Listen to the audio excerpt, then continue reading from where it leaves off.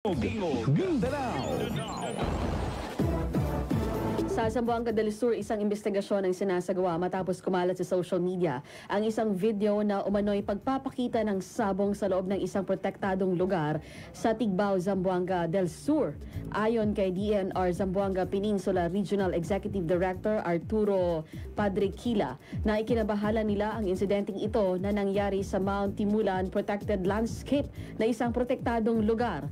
Sabi pa niya na pansamantalang isinara ang mga ito sa mga bisita pang hindi maabala ang kasalukuyang investigasyon. Samantala, tinanggal na sa kanyang posisyon si Protected Area Superintendent Mario Ronulo habang isinasagawa ang investigasyon. Sa Butuan City, patuloy ang pagbaba ng kaso ng dengue sa Caraga Region. Ayon sa Department of Health sa Caraga, batay sa datos, ang bilang ng mga kaso ay bumaba mula sa 248 noong April 27 hanggang sa May 10. Naging 210 noong May 11 hanggang May 24 at 81 na lang noong May 25 hanggang June 7.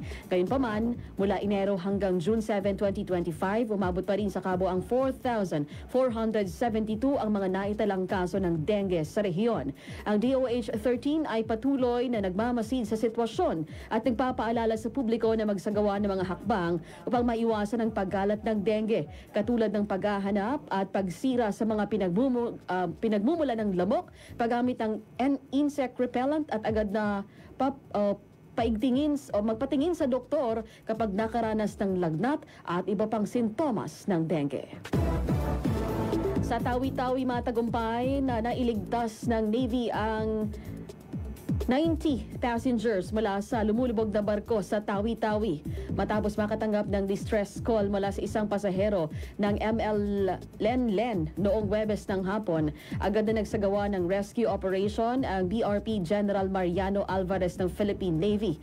Ayon kay Western Mindanao Naval Command Acting Commander Captain Hilarion Cesista, ang nasabing barko ay naglalayag mula sa Pangutaran Sulu patungong Sibuto, Tawi-Tawi nang problema ang makina.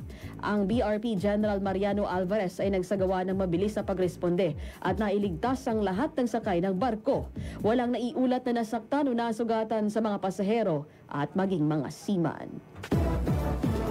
Sa Davao City, iniulat ng Police Regional Office 11 na matagumpay nilang naisilbi ang kabuang 449 na warrant of arrest sa buong rehiyon noong May 2025. Ayon kay PRO 11 Regional Director Brigadier General Leon Victor Rosete, kabilang sa mga nahuli ang 131 katao na naituturing most wanted person sa rehiyon.